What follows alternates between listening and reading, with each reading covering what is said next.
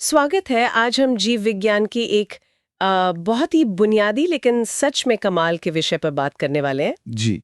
लैंगिक प्रजनन मतलब हाँ। Sexual reproduction. हाँ, बिल्कुल। ये वो प्रक्रिया है जिससे दुनिया में इतनी तरह के जीव जंतु और पेड़ पौधे पनपते हैं। हाँ। पर सवाल ये है कि ये होता कैसे है हाँ। और जिंदगी में इतनी वैरायटी इसी की वजह से कैसे आती है। हाँ, ये बहुत दिलचस्प सवाल है। हमारे पास इस पर एक काफी डिटेल्ड सोर्स है, एक लेख जो इसके कई पहलू बताता है। हाँ। तो आज हम इसी में गहराई से उतरेंगे, समझेंगे कि सेक्सुअल रिप्रोडक्शन आखिर है क्या, जी। ये अलग अलग जीवों में कैसे अलग होता है, जानवरों, पौधों, फंगस में। और एक बड़ा सवाल, ये तरीका थोड़ा धीमा और पेचीदा लगता है अलैंगिक प्रजनन के मुकाबले, फिर भी इतना आम क्यों है? मतलब इसमें कुछ कीमत भी है, फिर भी क्या फायदे हैं? ये वाकई सोचने वाली बात है ना। बिल्कुल, ये एक बड़ा एवोल्यूशनरी पहेली रही है। ठीक है, तो चलिए शुरू करते हैं। आसान शब्दों में समझें तो सेक्सुअल रिप्रोडक्शन का मतलब है दो खास सेल्स का मिलना। हाँ, जिन्हें युग्मक या गैमीट्स कहते हैं। गैमीट्स जैसे पुरुषों में स्पर्म और महिलाओं में एग सेल। इनकी खासियत ये है कि इनमें गुणसूत्रों यानी क्रोमोसोम्स का सिर्फ एक सेट होता है। अच्छा, आधा सेट। हाँ। जिसे एन या अगुणित कहते हैं। बिल्कुल, हैप्लॉइड। हैप्लॉइड। और जब ये दो हैप्लॉइड सेल्स मतलब गैमीट्स मिलते हैं तब बनता है युग्मनज या जाइगोट। सही। और इसमें क्रोमोसोम्स के दो सेट हो जाते हैं, यानी 2n डिप्लॉइड। माता पिता दोनों से मिले हुए। ओके, तो इस पूरी कहानी में दो मेन प्रोसेस है ना? एक तो मियोसिस। हाँ, अर्धसूत्री विभाजन यानी मियोसिस। ये वो प्रोसेस है जिससे डिप्लॉइड सेल से हैप्लॉइड गैमीट्स बनते हैं, मतलब क्रोमोसोम्स की संख्या आधी हो जाती है। 2n से n। जी। और दूसरा है फर्टिलाइजेशन यानी निषेचन, जिसमें वो दो गैमीट्स n वाले मिलकर वापस 2n वाला जाइगोट बनाते हैं। बिल्कुल, इससे क्रोमोसोम्स की गिनती फिर से पूरी हो जाती है। और यहीं पर बात दिलचस्प हो जाती है। ये हैप्लॉइड और डिप्लॉइड अवस्थाएं, मतलब ये n और 2n वाली स्टेजेस किसी जीव के जीवन चक्र के लिए बहुत मायने रखती हैं। अच्छा। हाँ, सेक्सुअल रिप्रोडक्शन यूकैरियोट्स में आम है, मतलब ऐसे जीव जिनकी कोशिकाओं में एक असली न्यूक्लियस होता है, जैसे हम, जानवर, पौधे, फंगस। बिल्कुल। दूसरी तरफ है प्रोकैरियोट्स जैसे बैक्टीरिया और आर्किया। उनमें प्रॉपर न्यूक्लियस नहीं होता। तो उनमें सेक्सुअल रिप्रोडक्शन नहीं होता। ठीक वैसा नहीं होता जैसा हम जानते हैं। हाँ, उनमें जेनेटिक जानकारी बदलने के दूसरे तरीके जरूर होते हैं, जैसे बैक्टीरियल कॉन्जुगेशन, ट्रांसफॉर्मेशन। इनमें भी जेनेटिक मटेरियल का लेन देन होता है, तो कुछ हद तक इसे वैसा मान सकते हैं। ओके। और माना जाता है कि सेक्सुअल रिप्रोडक्शन की शुरुआत बहुत पहले किसी प्राचीन यूकैरियोटिक पूर्वज में हुई होगी। तो ये जो जेनेटिक मिक्सिंग या विविधता की बात आप कर रहे थे, वो आती कहाँ से है? मेयोसिस से। हाँ, काफी हद तक। मियोसिस के दौरान एक बहुत ही कमाल की चीज होती है, जब माता और पिता से मिले क्रोमोसोम्स, जिन्हें समजातीय या होमोलोगस क्रोमोसोम्स कहते हैं, पास पास आते हैं। तो वे सिर्फ जोड़ी नहीं बनाते, बल्कि अपने कुछ हिस्से एक दूसरे से बदल भी लेते हैं। बदल लेते हैं मतलब अदला बदली? जी हाँ, इसे कहते हैं आनुवंशिक पुनर्संयोजन या जेनेटिक रिकॉम्बिनेशन। अच्छा, जैसे ताश के पत्ते फेंटते हैं वैसा कुछ। हाँ, बिल्कुल सही समझा आपने। पत्ते वही रहते हैं पर उनका क्रम बदल जाता है, नई कॉम्बिनेशंस बन जाती है। हाँ, और ये जेनेटिक रिकॉम्बिनेशन कमाल की चीज है। देखिए, होमोलोगस क्रोमोसोम्स एक जैसे तो होते हैं, पर बिल्कुल 100% कॉपी नहीं होते। उनमें थोड़ा फर्क होता है। हाँ, माँ और पिता से मिले हैं तो फर्क तो होगा ही। बिल्कुल। रिकॉम्बिनेशन के दौरान वे इन्हीं मिलते जुलते लेकिन अलग हिस्सों की अदला बदली करते हैं। इससे अगली पीढ़ी में जेनेटिक वैरायटी, मतलब आनुवंशिक विविधता, बहुत बढ़ जाती है। और इस वैरायटी का फायदा क्या है? फायदा बहुत बड़ा।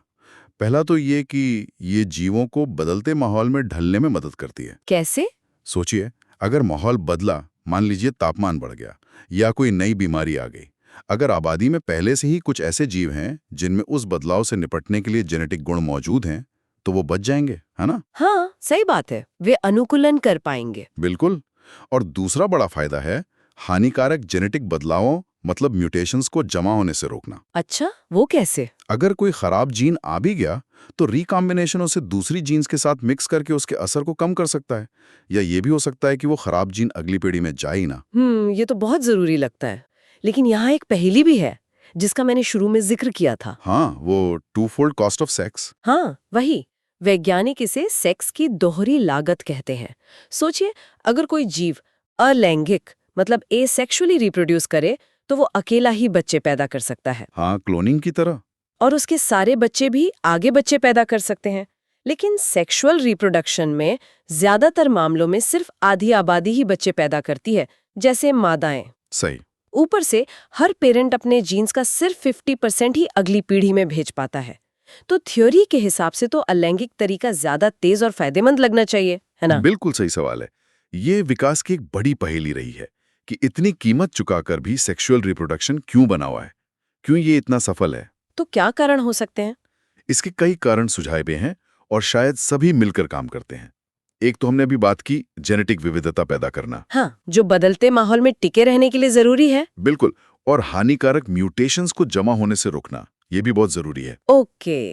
और एक और दिलचस्प पहलू है डीएनए की मरम्मत, मतलब डीएनए रिपेयर।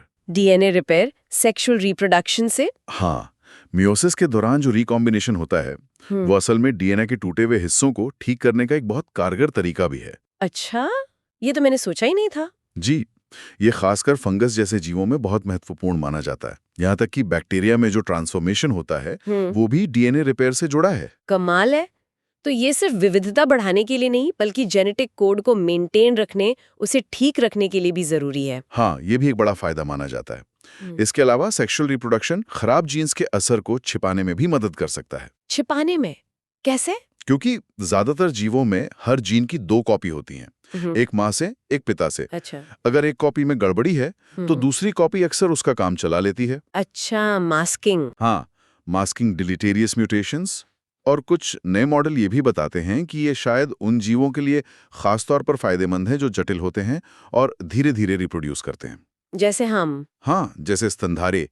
ये उन्हें अपने खास माहौल के हिसाब से स्पेशलाइज्ड गुण विकसित करने में मदद करता है। तो कुल मिलाकर ये लागत के बदले मिलने वाले फायदे शायद कहीं ज्यादा बड़े हैं, खासकर लंबी अवधि में।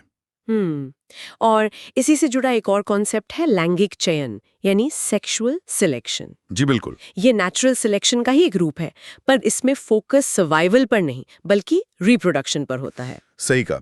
इसमें कुछ जीव दूसरों से ज्यादा बच्चे पैदा करते हैं, इसलिए नहीं कि वे माहौल में बेहतर टिक पाते हैं, बल्कि इसलिए कि वे मीटिंग पार्टनर ढूंढने या उसे इम्प्रेस करने में ज्यादा कामयाब होते हैं। अच्छा। ये एक बहुत ताकतवर एवोल्यूशनरी शक्ति है जो अलैंगिक जीवों में नहीं होती।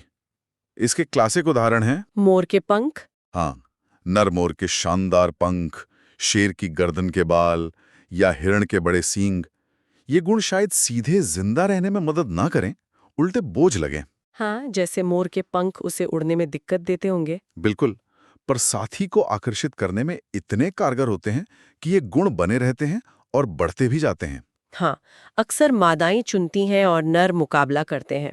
कभी कभी ये होड़ इतनी बढ़ जाती है कि अजीबोगरीब या बहुत खर्चीले गुण विकसित हो जाते हैं। जी हाँ, इसे फिशेरियन रनअवे भी कहते हैं, एक तरह का पॉजिटिव फीडबैक लूप। और इसी लैंगिक चयन का नतीजा है लैंगिक द्विरूपता, सेक्सुअल डायमॉर्फिज्म। बिल्कुल, मतलब एक ही प्रजाति के नर और मादा का अलग-अलग दिखना या व्यवहार करना, ये सिर्फ उनके रिप्रोडक्टिव अंगों तक ही सीमित नहीं होता। हाँ, जैसे आकार, ताकत, रंग, सजावट, आवाज, इन सब में फर्क हो सकता है। सही। और ये फर्क धीरे-धीरे लंबी अवधि में लैंगिक चयन के दबाव से ही विकसित होता है। चलिए अब जरा देखते हैं कि ये सेक्सुअल रिप्रोडक्शन अलग-अलग तरह के जीवों में कैसे काम करता है, क्योंकि आपने कहा यूकैरियोट्स में ये आम है, पर तरीके तो अलग होंगे। हाँ, बहुत विविधता है। जानवरों से शुरू करते हैं। ठीक है। जानवरों में आम पैटर्न तो वही है, मियोसिस से गैमीट्स बने, फर्टिलाइजेशन से जाइगोट, फिर अडल्ट। स्तनधारियों यानी मैमल्स में इंटरनल फर्टिलाइजेशन होता है। अंदरूनी निषेचन। और मछलियों में, पानी में रहने वाले? मछलियों में ज्यादातर बाहरी निषेचन होता है, मतलब एक्सटर्नल फर्टिलाइजेशन। मादा अंडे पानी में छोड़ देती है और नर उन पर स्पर्म छोड़ देता है। अच्छा। लेकिन यहाँ भी गजब के अपवाद हैं।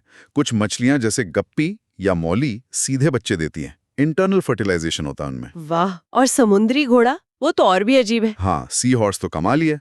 उसमें नर अपनी थैली में अंडों को रखता है और बच्चे पैदा करता है। सच में? नर? जी हाँ, नर। और कुछ मछलियां उभयलिंगी मतलब हर्माफ्रोडाइट भी होती हैं। मतलब एक ही मछली नर और मादा दोनों? हाँ, या तो एक साथ या जीवन में अपना लिंग बदल सकती हैं। गजब। और सरीसृप, रेप्टाइल्स जैसे सांप, छिपकली, कछुए? रेप्टाइल्स में ज्यादातर सेक्सुअल रिप्रोडक्शन ही होता है। हालांकि कुछ छिपकलियों और सांपों में पार्थिनोजेनेसिस भी देखा गया है। पार्थिनोजेनेसिस मतलब बिना नर के बच्चे पैदा करना। हाँ बिल्कुल, पर ज्यादातर में इंटरनल फर्टिलाइजेशन होता है। नर में पेनिस, कछुए मगरमच्छ या हेमीपेनिस सांप छिपकली में 2 होते हैं। अच्छा। और ये ज्यादातर अंडे देते हैं, एमनियोटिक अंडे, जो जमीन पर जीवन के लिए एक बड़ा अडेप्टेशन था। ठीक है। और कीड़े मकोड़े, आर्थ्रोपोड्स, इनकी दुनिया तो और भी विविध लगती है। वाह, आर्थ्रोपोड्स में तो अविश्वसनीय विविधता है, ज्यादातर सेक्सुअल होते हैं। जमीन पर रहने वालों में इंटरनल फर्टिलाइजेशन आम है। इसके लिए वे खास अंगों या स्पर्मेटोफोर का इस्तेमाल करते हैं। स्पर्मेटोफोर, वो क्या है? स्पर्म का एक पैकेट जिसे नर मादा को ट्रांसफर करता है। अक्सर इसके साथ जटिल प्रेमालाप या कोर्टशिप रिचुअल जुड़े होते हैं। अच्छा। पानी वाले कुछ जीवों में बाहरी फर्टिलाइजेशन भी होता है, जैसे हॉर्सशू क्रैब में। कुछ उभयलिंगी भी होते हैं, जैसे बार्नेकल्स। और कई कीटों में पार्थेनोजेनेसिस भी आम है, खासकर जब हालात बहुत अच्छे हों। जैसे एफिड्स। हाँ, एफिड्स इसका क्लासिक उदाहरण है। वो बहुत तेजी से अपनी आबादी बढ़ा सकते हैं इस तरह। कीड़े यानी इंसेक्ट्स तो वैसे भी धरती पर सबसे ज्यादा प्रजातियों वाला ग्रुप हैं। उनमें सेक्सुअल रिप्रोडक्शन और लैंगिक द्विरूपता बहुत आम है। ये तो हुई जानवरों की बात। अब पौधों पर आते हैं। उनमें लैंगिक प्रजनन का खेल तो शायद बिल्कुल अलग होता होगा। बिल्कुल, पौधों का जीवन चक्र थोड़ा अलग है। उसे कहते हैं पीढ़ियों का प्रत्यावर्तन या ऑल्टरनेशन ऑफ जेनरेशंस। पीढ़ियों का प्रत्यावर्तन, ये क्या होता है? इसे ऐसे समझें कि उनकी जिंदगी के 2 मुख्य रूप होते हैं, 2 पीढ़ियां। एक रूप होता है स्पोरोफाइट, जो डिप्लॉयड 2n होता है। ये मियोसिस से हैप्लॉयड n बीजाणु यानी स्पोर्स बनाता है। स्पोर्स, ये बीज नहीं है? नहीं, ये बीज से अलग हैं। ये स्पोर्स उगकर दूसरा रूप बनाते हैं, गैमीटोफाइट।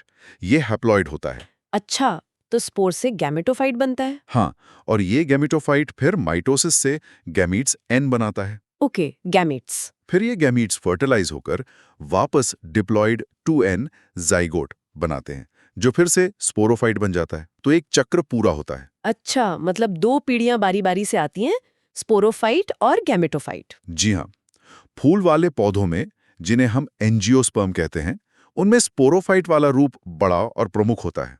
जो हमें पेड़ या पौधा दिखता है वो स्पोरोफाइट है। और गैमेटोफाइट? वो बहुत छोटा होकर फूल के अंदर ही रहता है। पॉलन ग्रेन असल में नर गैमीटोफाइट होता है। अच्छा।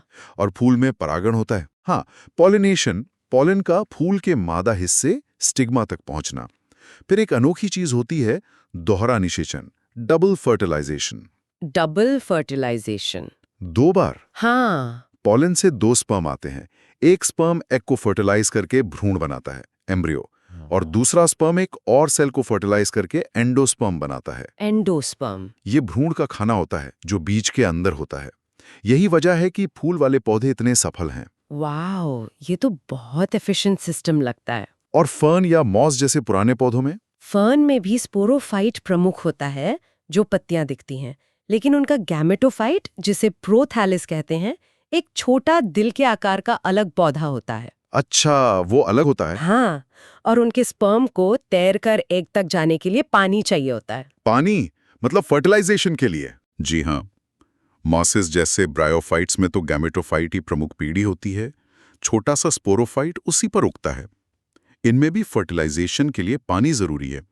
ये दिखाता है कि पौधे पानी से जमीन पर कैसे आए और उनका रिप्रोडक्शन कैसे बदला। दिलचस्प है। फंगस का क्या?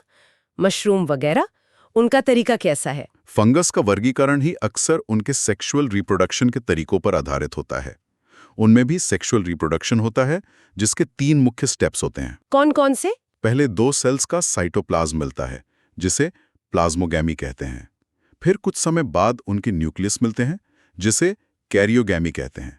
और फिर मियोसिस होकर नए हैप्लॉइड स्पोर्स बनते हैं। ओके, और उनके लिए इसका मुख्य फायदा? फंगस के लिए सेक्सुअल रिप्रोडक्शन का एक बड़ा फायदा डीएनए रिपेयर माना जाता है, जो मियोसिस के दौरान होने वाले रिकॉम्बिनेशन से होता है। फिर से डीएनए रिपेयर, ये तो काफी महत्वपूर्ण लगता है। हाँ बिल्कुल। और बैक्टीरिया और आर्किया, आपने कहा उनमें असली सेक्सुअल रिप्रोडक्शन नहीं होता, पर कुछ मिलता जुलता होता है। हाँ, सेम। बैक्टीरिया में एक प्रोसेस है ट्रांसफॉर्मेशन। इसमें वे अपने आसपास के माहौल से डीएनए का टुकड़ा उठाकर अपने जीनोम में शामिल कर लेते हैं। बाहर से डीएनए? क्यों? माना जाता है कि ये मुख्य रूप से डीएनए रिपेयर का एक तरीका है। अगर उनका खुद का डीएनए डैमेज हो गया है, तो वे बाहर से मिले डीएनए को टेम्पलेट की तरह इस्तेमाल कर सकते हैं। अच्छा। दिलचस्प बात यह है कि शायद यूकेरियोटिक सेक्स की शुरुआत भी कुछ इसी तरह की प्रक्रिया से हुई हो। डीएनए रिपेयर के लिए डीएनए लेना। ये तो सोचने वाली बात है। और कॉन्जुगेशन? बैक्टीरियल कॉन्जुगेशन में एक बैक्टीरिया दूसरे को एक ट्यूब, जिसे पिलस कहते हैं, उसके जरिए प्लाज्मिड डीएनए ट्रांसफर करता है। प्लाज्मिड एक्स्ट्रा डीएनए होता है। आर्किया में भी खासकर तनाव की स्थिति में, जैसे यूवी रेडिएशन, सेल्स इकट्ठे होकर डीएनए की अदला बदली करते हैं। ये भी शायद डीएनए रिपेयर में मदद करता है और यौन संपर्क का एक प्रारंभिक रूप हो सकता है। तो ये सब शुरू कब हुआ होगा? मतलब यूकैरियोटिक सेक्सुअल रिप्रोडक्शन, इसका कोई अंदाजा है? हाँ, सबसे पुराना जीवाश्म सबूत जो पक्के तौर पर यूकैरियोटिक सेक्सुअल रिप्रोडक्शन दिखाता है, वो करीब 1.05 अरब साल पुराना है। 1 अरब साल? बहुत पहले? जी हाँ। ये बैंगोमॉर्फा पुविसेंस नाम के एक प्राचीन समुद्री शैवाल, रेड एल्जी, का जीवाश्म है। इसमें ऐसे स्ट्रक्चर मिले हैं जो गैमीट्स जैसे लगते हैं। कमाल है। तो इस सब का क्या मतलब निकलता है? हमने आज काफी कुछ कवर किया। जी। हमने देखा कि लैंगिक प्रजनन यानी सेक्सुअल रिप्रोडक्शन कैसे काम करता है, गैमीट्स बनते हैं, फर्टिलाइजेशन होता है और सबसे जरूरी रिकॉम्बिनेशन से नई विविधता आती है। हाँ। हमने ये भी देखा कि अलग-अलग जीवों में कितने अलग-अलग तरीकों से होता है। जानवरों से लेकर पौधों और फंगस तक, सब में अपनी-अपनी खासियतें हैं। बिल्कुल, अद्भुत विविधता है। और हमने उस बड़ी पहेली पर भी बात की कि ये तरीका थोड़ा खर्चीला, मतलब कॉस्टली होने के बावजूद इतना कामयाब क्यों है। हाँ, वो टूफोल्ड कॉस्ट वाली बात। और जवाब शायद फायदों में छिपा है। जेनेटिक विविधता, अनुकूलन क्षमता, डीएनए रिपेयर। बिल्कुल, और शायद यही जेनेटिक विविधता जो लैंगिक प्रजनन से पैदा होती है, वो जीवों को बदलते वक्त और माहौल के साथ कदम से कदम मिलाकर चलने की ताकत देती है। डीएनए की मरम्मत का फायदा भी महत्वपूर्ण है। इसी विविधता और अनुकूलन क्षमता ने ही शायद धरती पर जीवन को इतना जटिल और कह सकते हैं रंग बिरंगा बनाया है। सही कहा। तो जाते जाते एक सवाल हमारे सुनने वालों के सोचने के लिए छोड़ जाते हैं। जरूर। हमने सेक्स की लागत की बात की और ये भी कि कुछ जीव अलैंगिक तरीके से भी काफी सफल हैं। तो क्या भविष्य में बदलते पर्यावरण के दबाव, जैसे क्लाइमेट चेंज या कुछ जीवों को सेक्सुअल से अलैंगिक तरीके की तरफ धकेल सकते हैं? अच्छा सवाल है। या फिर जैसे जैसे हम और अजीबोगरीब जीवों और मुश्किल माहौलों, जैसे गहरे समुद्र या गर्म झरनों को स्टडी करेंगे, तो क्या सेक्सुअल रिप्रोडक्शन के फायदों, जैसे डीएनए रिपेयर बनाम अनुकूलन क्षमता बनाम हानिकारक म्यूटेशन हटाना, इनके बीच के सही संतुलन के बारे में हमारी समझ बदल सकती है? क्या कोई एक फायदा ज्यादा महत्वपूर्ण निकलेगा किसी खास माहौल में? सोचते रहिएगा।